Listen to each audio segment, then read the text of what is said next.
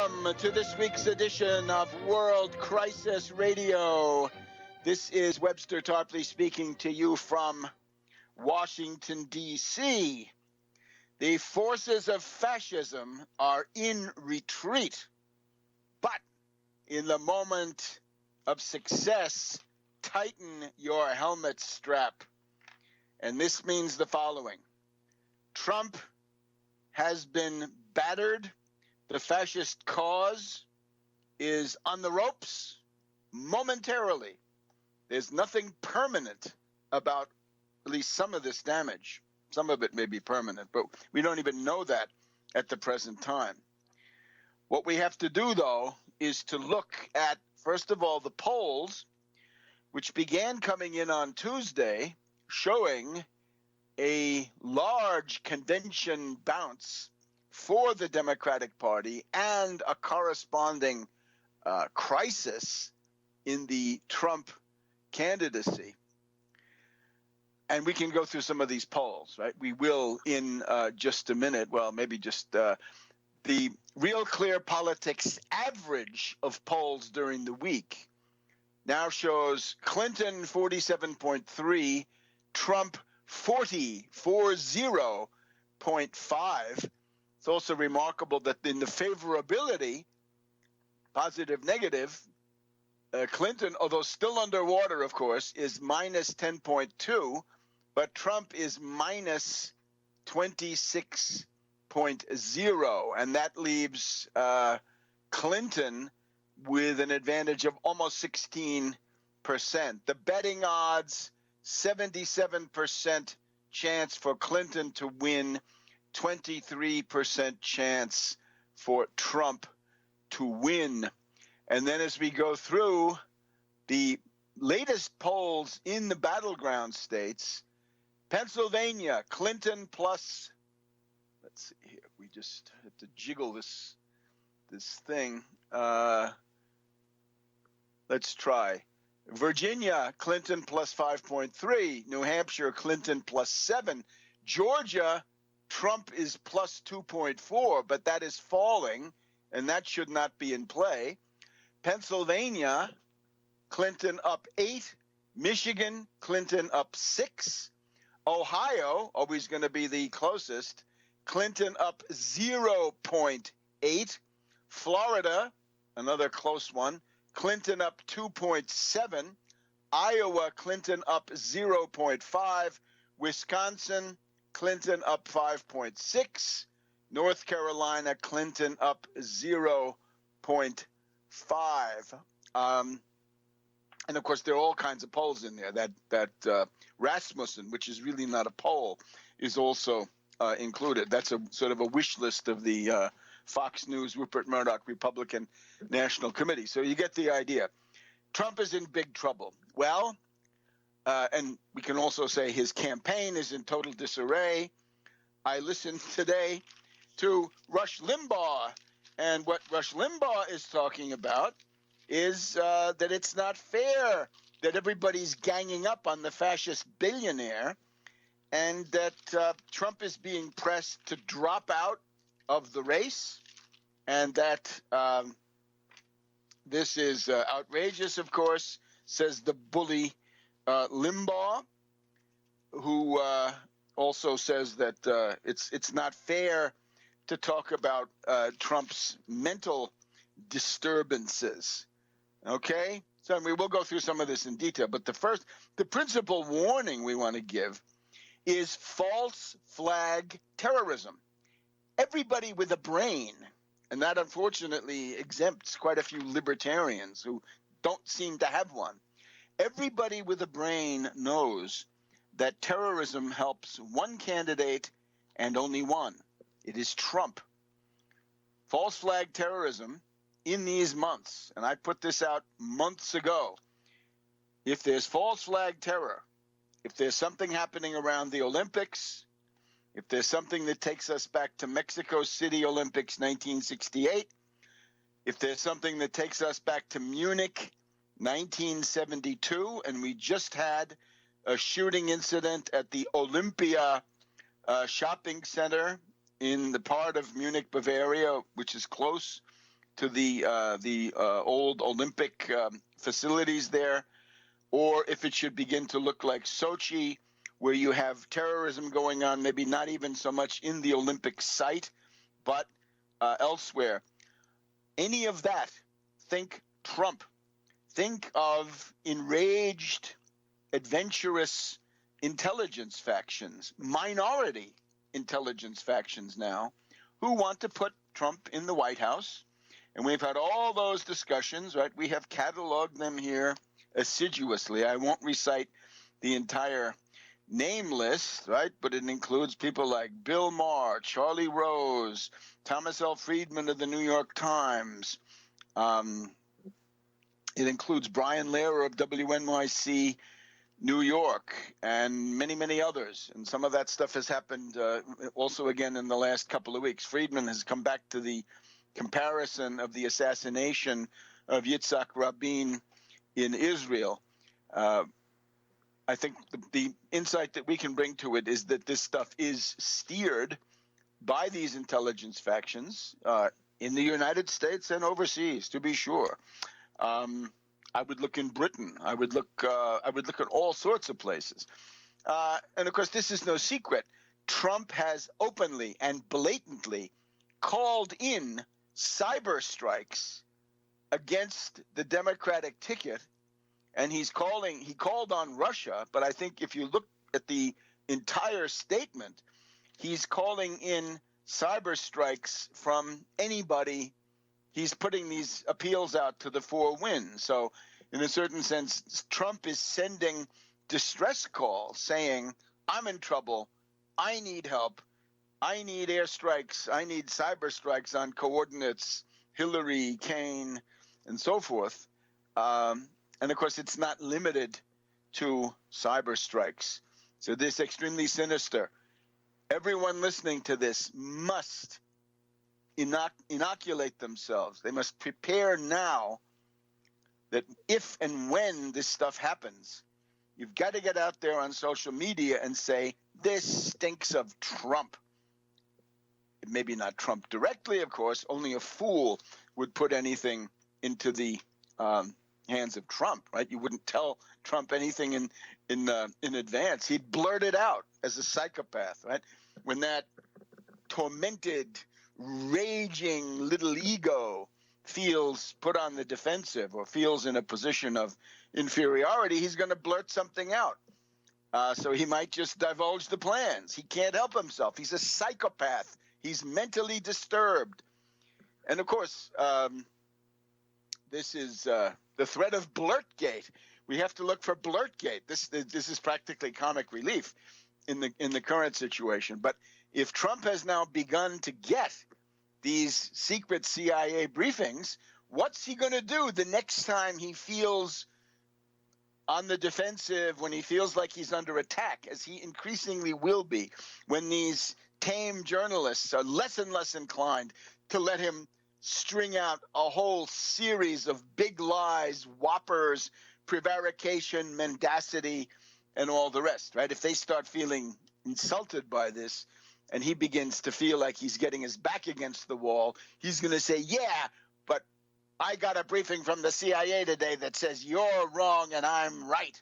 And here's what it is. And of course, it'll say something completely different. Blurtgate. The relevant authorities must prepare to stop the briefings to Trump because he's going to prove, inevitably, that he is incapable of understanding and, above all, incapable of keeping these secrets. So, beware the Olympics. All of those polls point towards terror storm out in the world and quite possibly also here at home. Back in a minute on World Crisis Radio. Back to World Crisis Radio. Webster Tarpley here in Washington, D.C. You've got to look at Tarpley.net every day. Tarpley.net, Tarpley.net every day. Every day. And you got to look at Webster G. Tarpley Twitter feed several times a day to be really informed. Now, just a little background.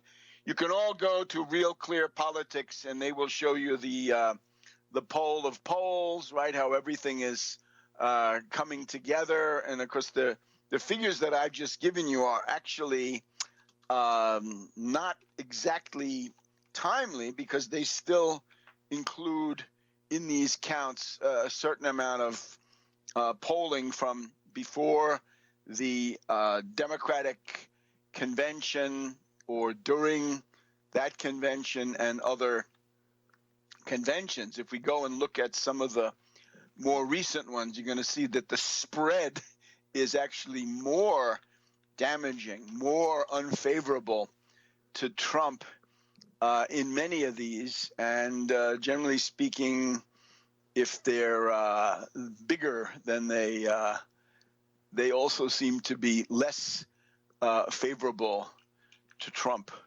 So the lines are diverging, right? There's a scissors crisis, you might say, facing Trump. The scissors is that the Hillary curve is going up and the Trump curve is going down. Now, let's look at a couple of things. This was the week when on Tuesday the polls began to hit. Tuesday, Wednesday, lots and lots of polls, very bad for Trump. It's also the week when Trump began doing his utmost to break the Republican Party into pieces. And we've often talked about that wonderful effect. Evil combats evil and thereby does good in spite of itself for the worst reasons, with evil intent, criminal intent. Evil forces, nevertheless, because of the nature of the universe, collide with other evil forces so that the good can benefit. Right now we've got evil forces fighting it out so that a certain advantage accrues to the side of the good. So we had the bad polls. We had Trump saying, I refuse to endorse Paul Ryan, the Speaker of the House, his primary next week. I refuse to endorse John McCain. He was bad with the vets. Of course, he was bad with the vets. McCain was one of the main forces preventing the MIAs from being recognized as something real. And he clashed repeatedly with the MIA family. So, yeah, it's true. But that's no reason to support Trump. This is simply evil colliding with evil.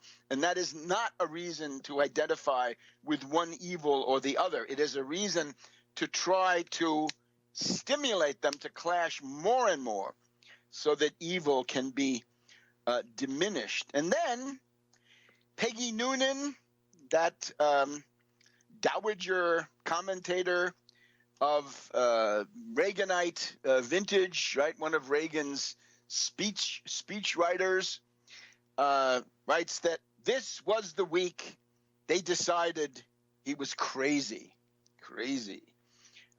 Trump begins to get the full Palin, in other words, the full exposure of being a moron who is unfit for office, an imbecile.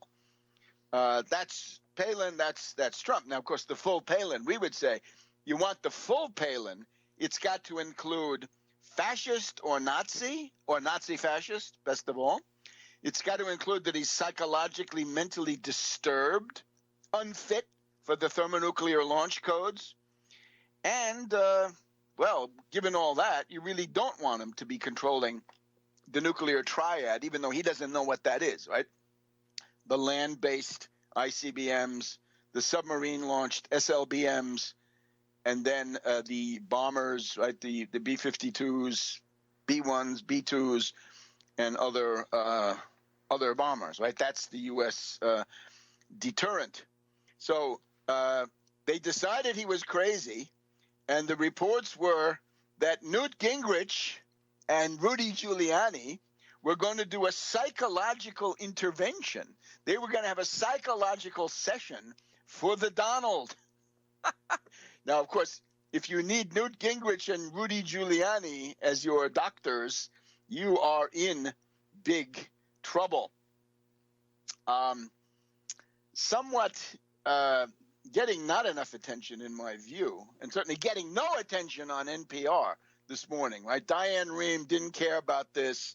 not domestic, not international, that Joe Scarborough, that paragon of civic rectitude, Joe Scarborough on Monday, I guess, revealed that he had been aware of a security briefing received by Trump something like 2 to 3 months ago, I am guessing, where Trump asked repeatedly, why can't I use nuclear weapons?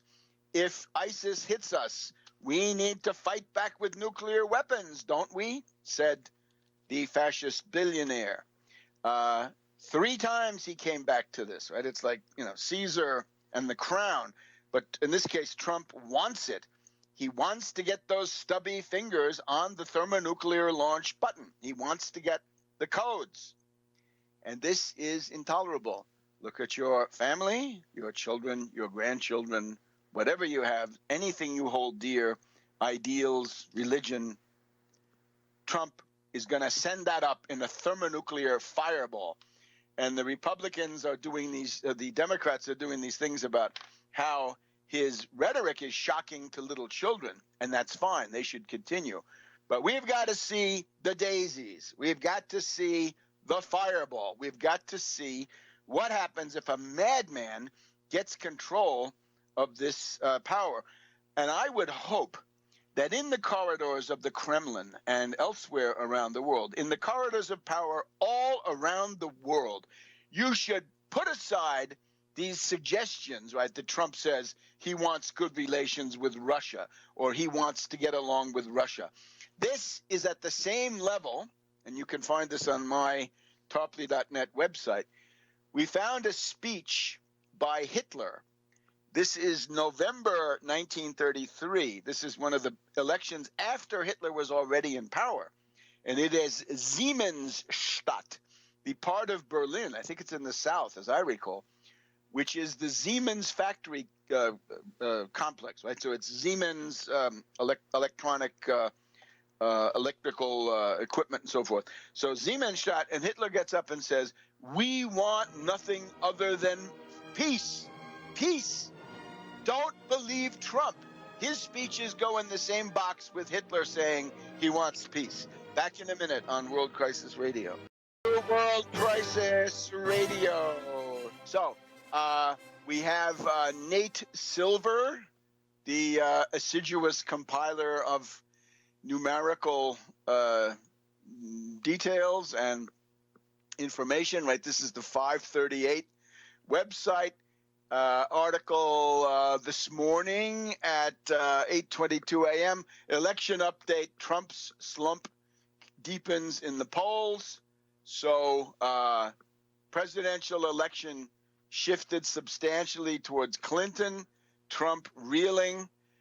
The recent Fox News, Marist College, and NBC News Wall Street Journal national polls show Trump trailing Clinton by 9% to 14%.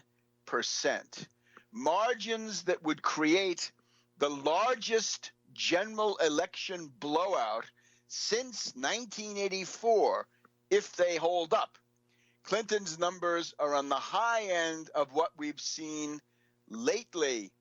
So Marist thinks that there's a house effect in the direction of Clinton and other. And so as the week goes on, right, at the beginning of the week, it was Clinton leading by 5 to 8 points. Now at the end of the week, it's Clinton by 9 to 14 points. Spiral of negative stories about Trump. And there we have Michigan, Clinton up 9, Pennsylvania up 11, New Hampshire up 15. Those are big leads. A lot of these are better than Obama's turnout or his what he attained 4 years ago. According to one calculation, the current lead is the biggest since 1984, I guess. Or maybe 1988, right? Depending on how much credit you want to give to the the Dukakis post-convention bounce. But you get the idea. All right. Now, we need to examine more aspects of this. The ineptitude of Trump is amazing, right? We just had 255,000 jobs announced, created. There had been bad numbers before that. Trump incapable in his rally here at Ashburn to do the obvious thing that any political hack knows how to do, which is to take embarrassing headlines for the other side and then use that to beat their opponent over the head. All right, so false flag, we've done it. The polls, I think we've done some justice to them. In the middle of all this, the calls for Trump's tax returns, right? Trump is very sensitive about the fact that he's not as rich as he claims to be. He claims to be this tycoon and mogul. Maybe he's not. Why are we getting all kinds of emails that say, boo-hoo, boo-hoo, I'm a billionaire, but I'm in trouble. You should send me a few bucks, right? Your wretched pittance from his supporters. How are they to respond to this? The whole argument was, I'm independent because I self-finance, but you don't. And now, what does it mean? The $82 million in the past reporting period for the month of July, that is less than Romney got. I think that's about 20 million less than Romney got in the similar period. It's also less than the Democrats got. The Democrats were at 90 million, Trump down there at 82 million.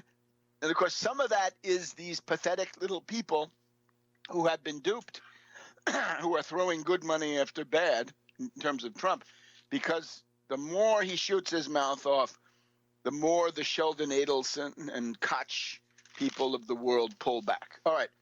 Now, third, Trump is crazy. This is the week they decided he was crazy. He's erratic. The National Public Radio Diane Rehm show this morning, it happened to be in the international hour.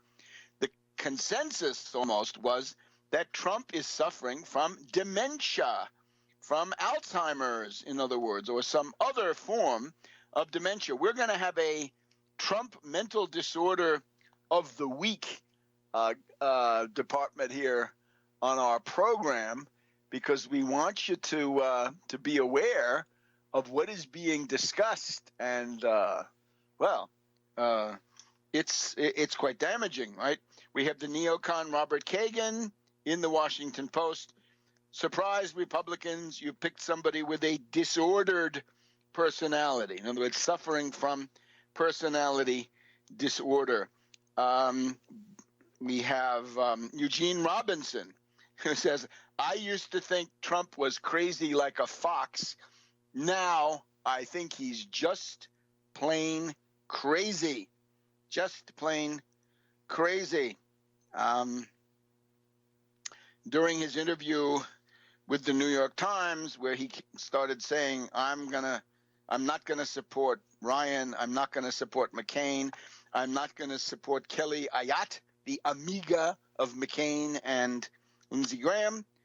He was distracted 4 or 5 times. As soon as his mug appeared on the television screen in the adjoining room, he had to run and look at himself, right? This is a sick, sick, sick personality. He's getting things wrong on the trail. He doesn't know the difference between Quds Force and Kurds Force. He thinks Governor Kane, written Keene, is the same as Tim Kaine. So he's going from New Jersey to Virginia and back. He thinks that the guy who shot at Reagan is David Hinckley, right? John Hinckley Jr., as far as I know. He always wanted a Purple Heart. He wants to get people to pull their money out of their 401ks. He objects to babies. He criticizes Democratic fire marshals. He calls on foreign powers to hack the Democratic National Committee. He he has hallucinations that he's seeing the money unloaded, pallets of banknotes unloaded as part of this absolutely ridiculous $400 million story. He thinks he gets letters from the National Football League when he does not. So this is a deeply troubled person. Of course, this $400 million, are we serious? This is de minimis. This is chicken feed. This is peanuts. This is so ridiculous. We can't take this seriously. And it's also important to remember, every time you've lost yourself on Benghazi or Iran or all these other things, those are minutes and hours where you're not talking about mass traction economic issues, right? You're not talking about jobs and living standards. You're not talking about the fact that the U.S. worker has lost between 1/2 and 2/3 of his standard of living since the collapse of the Bretton Woods system back in 1971, give or take. Lots and lots of people, newspapers in Pennsylvania and elsewhere telling him to come forward. So what is the overall effect? He's also saying the vote is rigged.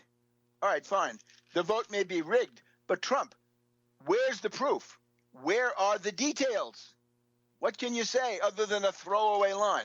Everything for him is a throwaway line. Pull out of your 401k. Yeah, it could be true. Deutsche Bank, Unicredito, Argentina, Brazil, you name it, right? That whole thing is collapsing. It's actually going to be very serious, and it should be discussed more. But he has nothing to say about that. So the word is dementia, Alzheimer's. We'll try to get the quote and be back in a minute. Back to World Crisis Radio. Limbaugh is exercised and exceedingly wroth because there's an article in Politico that describes the convening of a group of experts, advisors, insiders, what have you, the Politico caucus. And the Political caucus, according to what I heard on the radio, 70% of that group thinks that Trump should drop out now because of the down ballot drag that not only is Trump defeating himself with his insane ravings and his fascistoid comments and behavior, right, which always seem to point in the direction of all-out war. A thermonuclear exchange seems to be the upshot, but that this is also going to have a terrible impact on the Republicans' chances in the Senate and in the House, and of course that then, between the presidency and the Senate, that implies the Supreme Court. Hallelujah. It's time for the Republican Party to depart the scene. They are a menace, not just Trump, but the Republican Party has long been a menace to the future of the United States, right? We can't have a space program. We can't have a decent health program. We can't have normal pensions. The whole gamut of things that countries that are comparable, but often with fewer resources, they can do it, but we can't do it here because of this ideological cancer, this tumor. And I'm thinking of Toomey the tumor in Pennsylvania is a good example. The Club for Growths, right? These Republicans. We can't do the elementary things. Let me get to one very elementary one. Zika. We have to give credit to Anthony Fauci of the National Institutes of Health Infectious Disease Department coming on any media that he can and pointing out that without an infusion of money, the efforts to stop the Zika virus are going to break down. They're going to collapse for lack of support. And we have to cut through the various radical subjectivists who say, I don't want to wear DEET, and then they convert to say, yeah, I'll put some DEET on to avoid this thing. But the point of it all is, this elementary. This is a scandal. This is practically a war crime. And Obama's not helping. Obama's leaving town today for the vineyard or whatever it is. This is not good enough, Obama. Obama, first of all, get yourself back here, and then you call in that Congress. You call in that do-nothing Republican Tea Party Trumpoid Congress, that Trump the chump, Trump the frump, any way you want it. That's who they support. Call them back. Make them vote. And make Trump take a binding position. In other words, binding means something where he says, I'm in favor of this or I'm against it, and that's it. That is cast in stone, as they say, and you can't weasel out of it the way he always tries to weasel out of it. Of course, on NPR, they say, how come we can't solve these problems? It's not we, it is the reactionary, warmonger Republican Party, now increasingly tinged with the tones of fascism because Trump has taken them over. The sticking point seems to be the Republicans want to include language to destroy Planned Parenthood. It's absolutely ridiculous. It's a network of clinics for women, and it ought to be supported in that way. And these stupid provocation films that various Republican fakers have made, or reactionary fakers, these have to be disregarded. But the Republicans have to be put on the spot, under the microscope, while babies are being born with birth defects, with microcephaly, and so forth. The Republicans have got to go onto the grill. Hey, grill, it's going to be St. Lawrence Day pretty soon, right? San Lorenzo of Rome was, unfortunately, he was one of the earlier Christian martyrs. They put him on the grill, and now it's time for Trump and the Republicans to go there too. Now, we've also had Trump's feud with the Khan family. I'm not so much interested in the biographical details of Khan, the guy that we saw, because he's made himself into a benefactor of the United States. He's done something, no matter what his background is, whether it's the Muslim Brotherhood or not, I don't care. Maybe that's not the decisive thing. But what he's done is to deliver a crushing blow to the fascist Trump, which all the wonderful Americans, right, all the wonderful native-born types don't seem to be able to have done. So along comes Khan and unleashes a haymaker, and sleazy Don from Jamaica, Queens, has been reeling ever since. So hats off to Khan. More power to Khan. And that's fine. Now, we talked about Blurtgate. We've got to talk also about the fact the intelligence community now signaling that they don't want Trump. With Hayden, right? Hayden, former head of CIA, NSA too, I think, quite a guy. Hayden was always saying, if you give us illegal orders to torture people, we're going to disobey. And then Trump says, no, I'm the great Trump, bluster, bluster. You're going to have to obey me. Today, this past week, Hayden said, if you want to do waterboarding, bring your own bucket, Trump. Trump, of course, a complete weakling, right? Lightweight, I guess, intellectually anyway. I don't know if Trump would have the guts to do any of that stuff. I sincerely doubt it. But the military forces won't do it. The other one is, when you think about that proposition that the U.S. forces should go and kill the relatives of terrorists, in many places in the Middle East, right, what with the tribal and family structures, to say go and kill the relatives of this particular terrorist is like saying go and wipe out that village. And go and wipe out that village is the Nazi SS of World War II. It's the Einsatzgruppe. You ought to read that book by Browning. It's called Ordinary Men. It shows how normal guys from the Hamburg Police Department were put into Eastern Europe and began massacring Jews, communists, all kinds of people, gypsies, in Eastern European villages, right? Think of Lidice, Czechoslovakia, right? So that's Heydrich gets killed, right? The great ally of Hitler, functionary, genocidalist, Nazi war criminal. He's assassinated, and at that point, the Nazis turn around and wipe out this village of Lidice. The Fosse Ardeatine near Rome, right? Kappler, Kappler. This was a big story 40 years ago still in Italy. The point being, you can't have the U.S. Army getting ordered to repeat the war crimes of the Nazis, for which the U.S. hanged various people at Nuremberg and elsewhere. Look at what we're getting into. Are we nuts? This has to stop.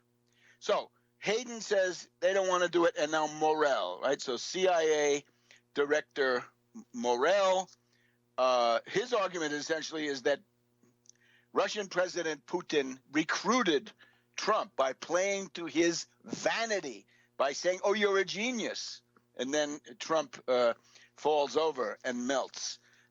Morell also refers to narcissism. Look, we have to repeat.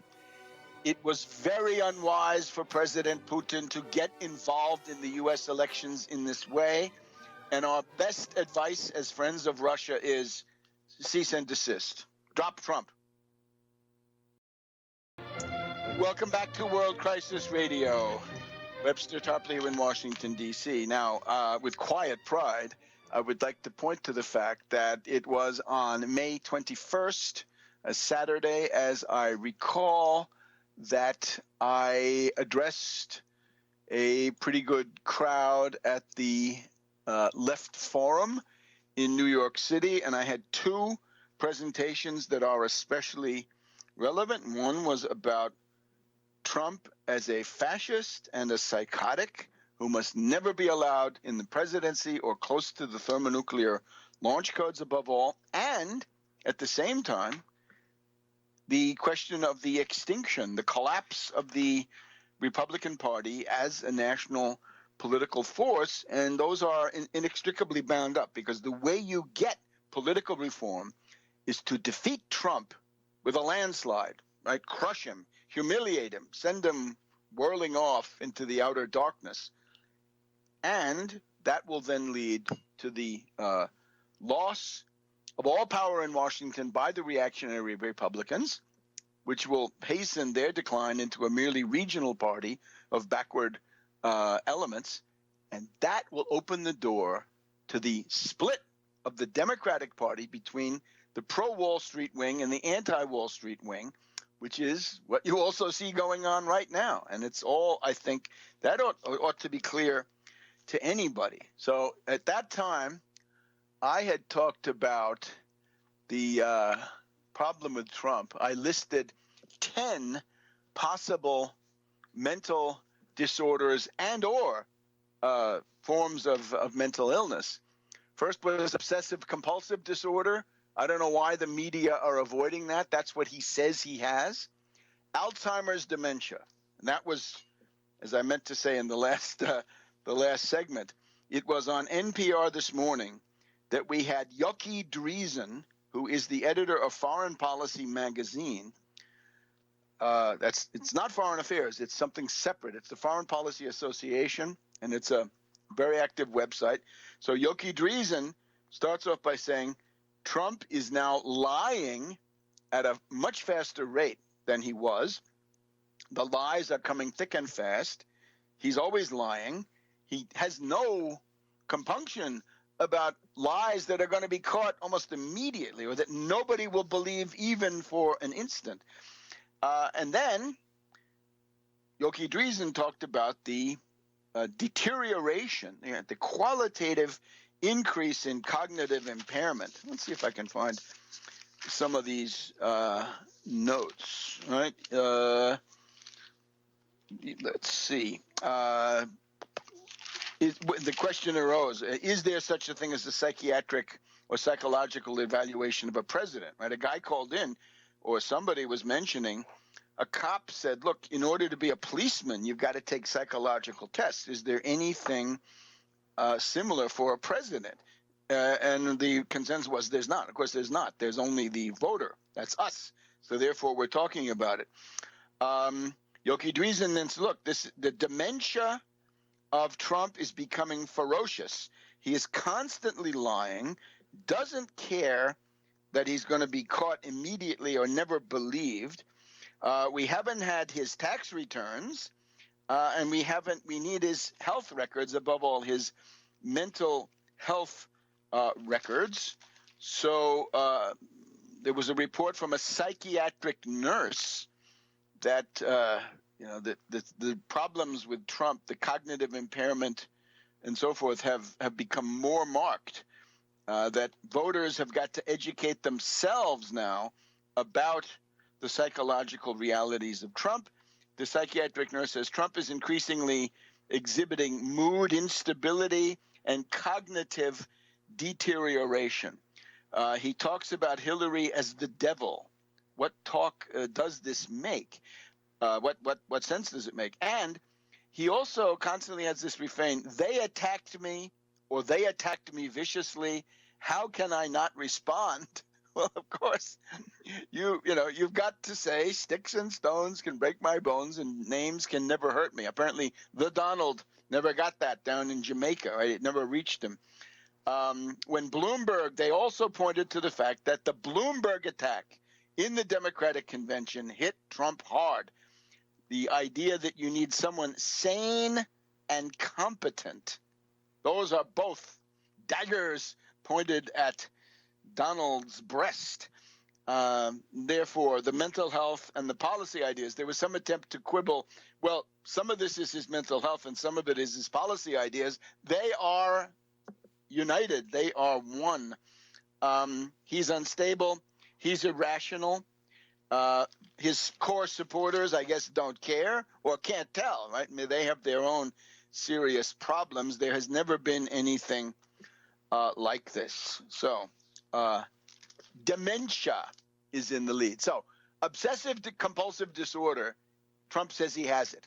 Second, Alzheimer's disease. His father died of Alzheimer's. Trump is at increased risk. The NPR Diane Rehm show consensus, Alzheimer's this week. Third, narcissist personality disorder, megalomania. This is almost everywhere, narcissist. Manic depressive syndrome with bipolar disorder has been brought up. 5, sadistic personality disorder, this delight in torturing the weak and the defenseless. 6, histrionic, right, the actor. Histrionic personality disorder with infantile regression. Here, one of these things today says, let me see if I can find it. I think it's one of our distinguished neocons here. The word is, I used to think that that Trump was the equivalent of a 10-year-old or an 11-year-old in the schoolyard, and now the estimate is that Trump is actually he's at the infantile level of a 1-year-old. So in other words, they're rolling back, reducing his mental age in the way that we've seen. Okay, histrionic personality disorder, multiple personality disorder. Well, that's John Miller, right? When Trump impersonates his own press spokesman and expects people to believe it. Creutzfeldt-Jakob or Jacob disease, right? Mad cow disease, in other words, right? All those bad Trump steaks that he eats, isn't that going to hurt him? Alcoholic codependence. This is a dark horse maybe in the race, but the fact that he had that alcoholic brother for so long and the family had to work around it, right? That certainly indicates, if you're estranged from your brother, this can have some pretty long-lasting effects. And, of course, neurosyphilis, right? That he should get the Purple Heart because during his own personal Vietnam, in other words, Playboy fornicating with starlets and models in the 1970s, 1980s, that he claims that he escaped venereal disease, but maybe he didn't. And maybe that neurosyphilis is now coming back to haunt him. What else do we have? Krauthammer, neocon Krauthammer today. Donald Trump and the fitness threshold. He shows hypersensitivity and unedited, untempered Pavlovian responses. In other words, you can make him salivate anytime you want to by providing certain stimuli. The universal criterion of Trump is whether you're nice to Trump or not. That's all he cares about. Are you going to diss him or are you going to laud him? So, Donald will leave a lasting stain, says Eugene Robbins. I'm sorry, these are heavily weighted to the Washington Post, but you get the idea. We'll have a couple of more in just a minute. Back in a minute on World Crisis Radio. Back to World Crisis Radio. Webster Tarpley here in Washington, D.C. So how is Trump crazy? Let me count the ways. There is a competing group of 10 or maybe a dozen by now psychological syndromes, pathologies, forms of mental illness, personality disorder. Peggy Noonan writes about it in the Wall Street Journal. Krauthammer here in the Washington Post.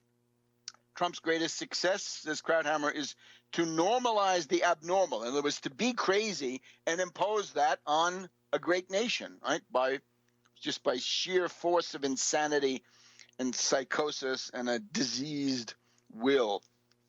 The Donald will leave an everlasting stain, says Eugene Robinson, Pulitzer Prize winner. The fitness threshold is not being met. George Will. Is Trump a sly rascal, cunningly in pursuit of immunity through profusion? In other words, if you're throwing out these insane eruptions, psychotic episodes several times a day, you can't keep up, right? The stuff about dump your 401k, babies, marshals, please hack the DNC. Got to remember, the one thing that seems to get him, he had a roast. It was a roast of the Donald in 2011. And he said the precondition was you could make fun of anything about Trump, but not imply that he's not as rich as he claims. And you remember he actually went and did a lawsuit about that. Well, now he's a public figure, so that won't work so well. Now, the defenders, the shills, here are a couple of shills. Arianna Huffington, who has always been a Republican for my money. She came to Washington with Newt the Toot as a Republican in the mid-90s. She's a Republican. So she says, oh, it's just lack of sleep. The poor guy. Byron York of the Washington Examiner, which exists as a will-o'-the-wisp, says, oh, Trump just has a different kind of intelligence, right? He's differently abled. And, of course, what he's trying to say is that Trump needs the briefing not as prose, but as a comic book. In other words, he's got to have a series of pictures, right, with, ISIS, bad guys getting hit, whatever, getting blown up. So it's like, Sergeant Rock and in Easy Company fighting ISIS. So you get the entire idea. The fact that the billionaires have turned against him, Cuban, Bloomberg, Meg Whitman, and some others, right? The Warren Buffett tax challenge, right? Buffett says, I'll show my tax returns if you will. These things really hurt because Trump, like so many mentally deranged specimens, he's in awe of money. He really is. One wag asked, hey, Trump, who's choking now, Trump? You're choking, aren't you? We're back on the sandlots of Queens, 40, 50 years ago. 60 years ago. What am I saying? So a lot of them are saying Trump should drop out, and this gets on Rush Limbaugh. Let's also call it filing political bankruptcy, right? Maybe that's congenial to him, right? He generally gets out of things and walks away from them by claiming to be bankrupt. According to E.J. Dionne, this is an interesting view from the Washington Post, the party that lost its soul, that would be the Republican Party, what they're saying is the recognition, all of a sudden to recognize that Trump is mentally ill is in bad faith, because you knew that before. That what's really motivating the Republicans is when he says, I won't support Ryan, I won't support McCain, I won't support Kelly Ayotte. That's what has triggered the proclivity of all these self-righteous neocons and others to say, oh, he doesn't meet the fitness threshold, as Krauthammer would say. I think there's a lot to it. Ryan had regarded Trump as the guy who would sign all of his bills to cut taxes for the rich, to shred regulations, repeal Obamacare, and wipe out the social safety net. Remember, Ryan is a brutal austerity ghoul who wants to take your Social Security away, your Medicare away, your Medicaid if you need that. All of that goes, your prescription drug benefit. These people are worse than Mad Dog Bush, the younger. So, Reince Priebus was reported apoplectic, but he had months where he was willing to bow and scrape before Trump, before trying to pull the party together. And now he's furious and apoplectic. So the message, Trump can say anything he wants. He can persecute women, disabled, Mexicans, Muslims, minorities. But how dare he cause trouble for this wretched austerity ghoul, Ryan, Birch Society type guy? How could you do that? That's inexcusable. So the corruption of a once great political party is complete. And for once great, we have to go back to the 19th century. There's also, I think there's even a more important depth to this thing. When Trump attacks Ryan and these people in Congress, so Ryan, other congressmen also, but also then McCain, the dean of the Republican caucus in the Senate, Kelly Ayotte, the young amiga of the same group. That's an attack on Koch, because you'll notice Koch, the Koch brothers, K-O-C-H, spelling Koch in American English, even when they want to give themselves the airs, right? Koch, no, Koch. Ed Koch of New York, Mayor Ed Koch of New York, no, Koch. So the Koch strategy is to not give money to Trump, but to use the money they have, which is considerable, to keep the Republicans in control of the Senate and the House. And now, in addition to the down ballot drag that Trump is generating with his own flailing, incompetence, bungling, lack of discipline, pure insanity, we know the drill, he's attacking what Koch holds dearest. Koch wants to have the firewall, the line of defense is on Capitol Hill. They want to keep controlling that. So that's, according to some, I think, well-informed people, that's what's actually going on. The Republicans turning on Trump. Back in a minute, after he turns on them. Since we're talking about Koch, the Koch brothers here on World Crisis Radio, the Koch brothers are taking it on the chin, and this has to happen. It's part of the breakup of the Republican Party, for which we give thanks. Kansas, a Republican primary, and all reactionaries voting. The Tea Party Republican, Hoylskamp, is defeated by a challenger. So this is a Koch candidate, Hoylskamp. Koch is backing Hoylskamp, congressman from Kansas. and the guy is defeated. Hoyle's-Camp is one of your classic Tea Party types. He was in the Tea Party caucus. He's now in the severely misnomered Freedom Caucus, and he is now out. Now, what's the issue? Hoyle's-Camp was a purely ideological candidate. And, of course, in American history, this is rare. American politics, less ideological, more practical, right? That's the famous pragmatism. Now, I oppose pragmatism, of course. I condemn pragmatism. I fight it. It abandons the question of truth. But to be an ideologue like Hoyle's-Camp, he was so interested in fighting Boehner when Boehner was still the Speaker of the House, that Hoyle's-Camp got himself thrown off the House Ag Committee, the House Agricultural Committee. And this reactionary ideologue, Hoyle's-Camp, was part of the group. He essentially helped to rock the boat.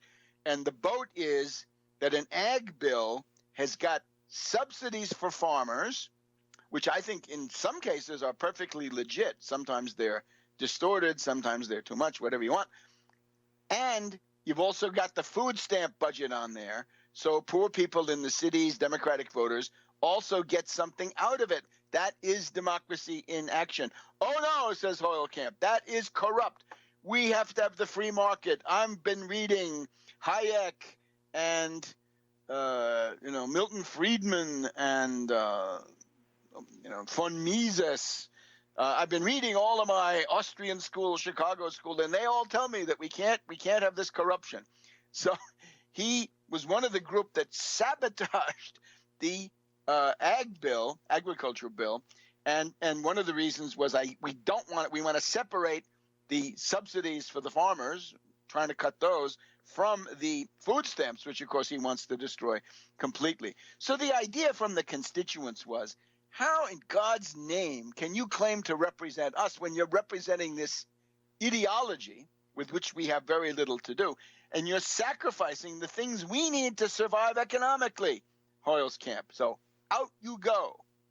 Now that's bad, because Kansas is, of course, the great plantation of Koch. The headquarters of Koch Industries, at least in the practical sense, is located in Kansas.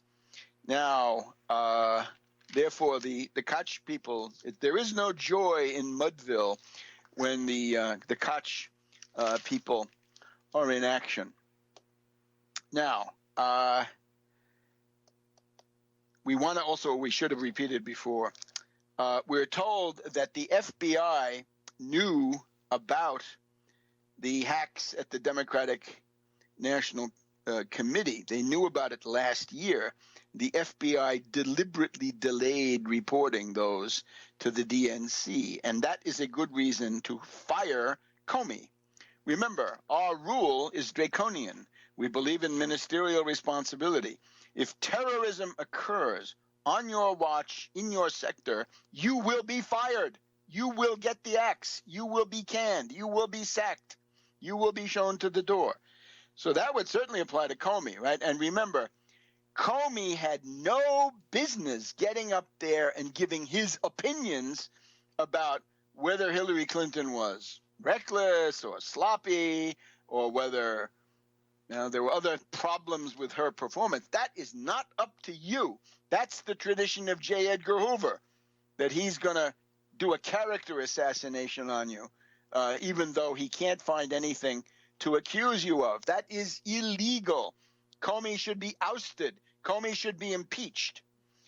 And similarly, General Keith Alexander of the National Security Agency and the U.S. Cyber Command, presumably he knew about this too. So these are people who have failed. The hacking of the Democratic National Committee exposes both of them as bunglers, and in particular Alexander, right? Because that's his turf. The Cyber Command, if a foreign hacker attacks the U.S. political party, the head of the NSA Cyber Command must be shown to the door. So those are important, and that's ministerial responsibility. Cazeneuve is still holding on in France, thanks to his Freemasonic connections, but this is no good. Now, concerning Hillary Clinton, she just had her first press conference since the Mesozoic time, and she answered some questions. Now, what you can hear with Mrs. Clinton is, and since we're hearing her for the first time in a long time, she has not changed very much since the Dick Morris time. You'll remember that in the late, in the mid 90s, and then during the time of preparing for the 96 campaign and during the Monica Lewinsky period, Dick Morris was giving the Clintons advice about small bore initiatives that can make you look good, and you can do it on your own. You don't need the Congress, and you can gather sort of brownie points in certain quarters by doing this. For example, the V chip, right? You can block pornography so your kid can't watch it on your television. Or school uniforms. That was another classic one from Dick Morris. So Dick Morris, of course, a neocon and depraved and all that, right? We don't need to talk about him. This seems to be the spirit, right? Today she said, look, I have programs for everything. I have programs for Indians. I have programs for the black community. What you don't have, Mrs. Clinton, is a program for national economic recovery, which would be to seize control of the Federal Reserve, issue $6.5 trillion of 0% long-term federal credit, get the entire $1.5 trillion student loan burden down to 0%, $5 trillion for infrastructure, let out the contracts, governors, all kinds of Republicans will come running to get $5 trillion of federal 0% century bonds to build the infrastructure that the country needs. They want to be seen as dispensing the largesse of the 30 million new productive jobs. Add to that a 1% tax on Wall Street turnover. That gives you the money through revenue sharing to restore all the cops, all the teachers, all the firemen, all the state workers, and so forth, and 10 million new jobs, entry-level jobs in the Conyers plan, right? What I call the Marion Barry plan. So all of that is within reach, and she's still mucking around with these. I have a program for everything. It's all small bore. So we want to engage in a discussion on the issues. So now Melania Trump. Her website is down. Nobody knows what this is. On the website, she claimed that she had a degree. She claimed to have a degree in architecture from the University of Ljubljana in Slovenia. She does not have such a college degree. Now, the question being raised this week is she claims she came in 1996, but she might have come in 1995. What was she doing in the meantime? And if she lied on her application about the college degree, she could then be deported. Back in a minute. Back to World Crisis Radio. I got to try to accelerate here towards the end of the broadcast today. Melania Trump, did she come to the United States in 1995 or 1996? She has said 1996, but the nude photographs published by the New York Post, Rupert Murdoch, for whatever reason, seem to indicate that she got here in 1995. Now, does that mean that Trump is being dumped by Rupert Murdoch? It's hard to tell, but it's a lot of billionaires are moving against Trump, so we'll stay tuned to that. If she came in 1995, she might have worked illegally. If she came in 1996, that's been her story.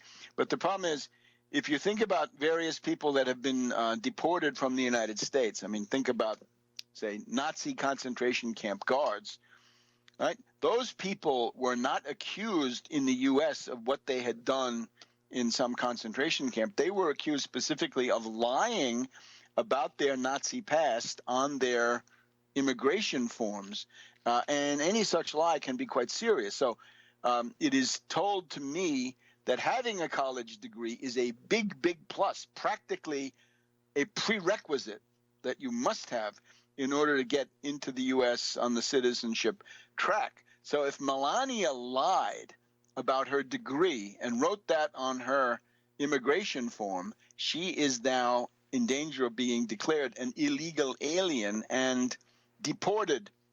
There might have to be a trial. It would take a long time, but that's the idea, right? So now Trump, after all of his insane posturing and xenophobia, is now confronted. Why don't you clean up your own house there, Trump? So she had to get a green card, and she had to get then citizenship, and she has no college degree. So questions: why was her website taken down? Why is it not there? And then there's the other story, which continues to lurk in the background. She says she was a model, okay? There are reports that she was also an escort, and that she is today deeply concerned that acquaintances made during that time might come forward to divulge what they know and therefore haunt her in public opinion. Other than that, it's the obvious stuff, which is that she is humiliated, mortified, very angry, resentful, hurt as a result of the Copygate, her plagiarized speech on the first day of the Republican convention, and that she doesn't want to go out on the campaign trail, right? She never wanted Trump to run. She doesn't want to come out of seclusion now. She wants to stay home. She's not going to come out. I would urge honest journalists to do something about this, right? Where is Melania Trump? What is her condition? Is she okay? So let's look into it. Now, we want to say something about Jill Stein, Chris Hedges, and the Green Party convention. You remember Ralph Nader. Ralph Nader ran for president in 2000. The votes that Ralph Nader got in Florida would have given the election to Gore. Gore is no bargain. But would Gore have been quite as bad as George W. Bush? We don't know. But George W. Bush was really very bad for that time. So Jill Stein. You have to ask Jill Stein, you're running for president, fine. But why are you insisting on making Hillary Clinton your main target? What is that? Why do you not attack Donald Trump, the fascist, with the same energy that you're expending on Hillary Clinton? In other words, why are you doing that? Who's making you do that? Jonathan Chait has a very interesting column about this. According to Chait, who listened to an interview, a kind of a double talk explanation coming from the mealy-mouthed Dr. Stein, why do you insist on helping Trump? In other words, the Green Party is now behaving as the left wing of Trump, and of course Trump is a fascist. So you figure out what that makes the Green Party. Stein's position is to say Trump has said many terrible things, but Hillary has done many terrible things. Sure, but let's compare what things. Trump says, why can't I use nuclear weapons? Eager to use nuclear weapons. With Hillary, right? Hillary and Bill had the White House 8 years. Did they ever use nuclear weapons? No. Did they ever threaten to use nuclear weapons? Not that we know of. Okay? There's also this interesting question. We're told by Parson Chris Hedges, right? The Puritan divine, the Jonathan Edwards of our time, a Calvinist, right? Total predestination, I guess. Chris Hedges says that Hillary and Trump are identical. I'm sorry, they're not identical. The first one is, who's a psychotic? Tell me, which one is a psychotic? Make the case. Pretty good consensus building up now that Trump is a psychotic. How about Hillary Clinton? Is she a psychotic? Make the case. You haven't made it. Second one is, if you want to be a fascist, and I think that's the issue, and that a fascist is going to tend to be worse than any other form, because fascism, once it takes power, it deprives you of your ability to fight back by mounting a pervasive dictatorship. Who has a fascist mass movement? And of course, this is so obvious. Hillary is a laughingstock. She has no fascist mass movement. She has no mass movement. She has no movement. She has nothing. Her supporters can meet in a telephone booth. She just doesn't have a mass base of support which can be mobilized to show up at certain places. And of course, Trump is always boasting that he has it. Well, Trump has the Ku Klux Klan with David Duke. He has the white supremacists who made robocalls in Iowa. He has the goons at his rallies who beat people up. He's got bikers for Trump. He's got these lunatic survivalist types, right? This sort of Cloven Bundy survivalist, sovereign individual, anti-government set, and so forth. In other words, he's got something that looks increasingly like a fascist mass movement. Can they be used for strike breaking? Does he have goons? I think he has that. So on the two key questions, who is insane, psychotic, and who has a fascist mass movement, Trump is disqualified on both of those. Now, the funny thing, tragic, if you go back, and I did this past week, it was actually interesting, go back to the Trotsky Germany pamphlets, and Trotsky in 31, 32, even 33 is saying that the policy of the Comintern is to set a trap for Hitler in the form of state power. In other words, the Comintern, ordered by Stalin, is out there saying, don't support the Social Democrat. Those guys are corrupt. They're not militant. All the things you'd hear today about the Democrats. And they're social fascists, okay? So what you had was the Communist Party spending its main attention attacking the Social Democrats and letting Hitler get through. So preventing a government and then creating a situation where Hitler could seize power. Isn't that something similar? So what is it based on? Cowardice, the desire not to fight Trump, fear of Trump. That's what it is. Now, the debate between Hedges and Robert Reich, interesting thing. Robert Reich says we have to go out and build a third party. That's ridiculous. What you have to do is carry through on my perspective, the Tarpley perspective. And that is to say, you want structural reform, Hedges? Fine. Here's what you do. You defeat Trump. You administer a crushing, humiliating rebuff to the fascist Trump. Right? You send his coalition to smithereens. With that, you are on your way to finishing off the Republican Party as a national political force. It's going to become extinct. It's going to dwindle. And then you've got the Democrats splitting into two parts, the pro-Wall Street group around Hillary and an anti-Wall Street group around the pro-labor or New Deal or similar stuff. So let's have the idea that it's going to have to be decades on a long Calvary. No, this can be done now within a couple of years. But the key to it, dear Stein and dear Hedges, is you've got to stop Trump. And with that, we depart and see you next week on World Crisis Radio.